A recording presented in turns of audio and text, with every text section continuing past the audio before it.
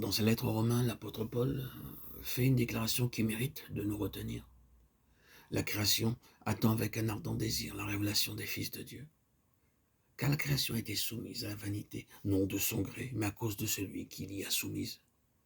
Avec l'espérance qu'elle aussi sera affranchie de la servitude de la corruption, pour avoir part à la liberté de la gloire des enfants de Dieu.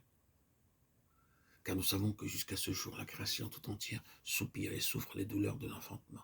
Romains 8, 19, 22. Que veut-il dire en réalité? Quelle est la vraie portée de ces paroles? La création est possédée d'un ardent désir, et cette attente douloureuse se traduit par des souffrances semblables à celles de l'enfantement. Et qu'y a-t-il au fond de tout cela? Un espoir, non pas celui de la dissolution de l'univers à laquelle certains savants voudraient nous faire croire.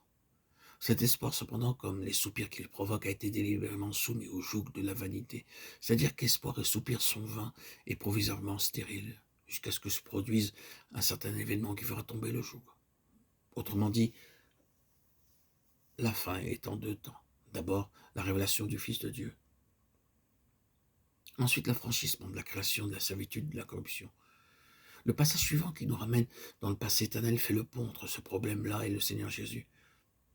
Le Fils par excellence, ceux qu'il a connus d'avance. Il les a aussi prédestinés à être semblables à l'image de son Fils, afin que son Fils fût le premier-né entre plusieurs frères. Revenons donc au premier passage cité. Il contient une déclaration formelle et un clair sous-entendu.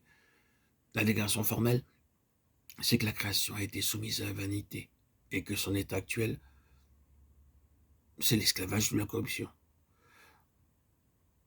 Le sous-entendu évident, c'est qu'à un moment donné, à cause de la corruption, la création tout entière a été soumise à la vanité. Ses douleurs et ses soupirs ont été frappés de stérilité. C'est dans cet ordre de fait qu'on peut placer l'intervention de Satan dans la création, quelle que soit la nature et l'ampleur de cette intervention. Il est certain qu'à un moment donné, le suprême objectif de Dieu a été mis en échec et qu'un complot savamment ourdi a ouvert la porte à la corruption. Cette corruption devint si universelle qu'elle attira sur la création tout entière la sentence qui voit ses efforts à la vanité. L'effet produit par cette mesure, c'est que la création est incapable de comprendre pourquoi elle se meut sur un plan autre que celui de la sainteté et de la ressemblance de Dieu. C'est ici qu'intervient le cycle immense de la rédemption qui est en Jésus-Christ. Par l'œuvre universelle accomplie sur la croix, Jésus-Christ a détruit les œuvres du diable et le diable lui-même, virtuellement, grâce à ce qu'il a pu lui opposer une vie qui, par nature, était sans péché et, partant, devait nécessairement triompher de la corruption. L'efficacité de son sang incorruptible, le principe d'une justification et d'une sanctification acquise à tous les croyants, et cela en vertu d'une régénération qui fait d'eux une nouvelle création en Jésus-Christ. 2 Corinthiens 5, 17. C'est par ce moyen seulement que la création peut être délivrée.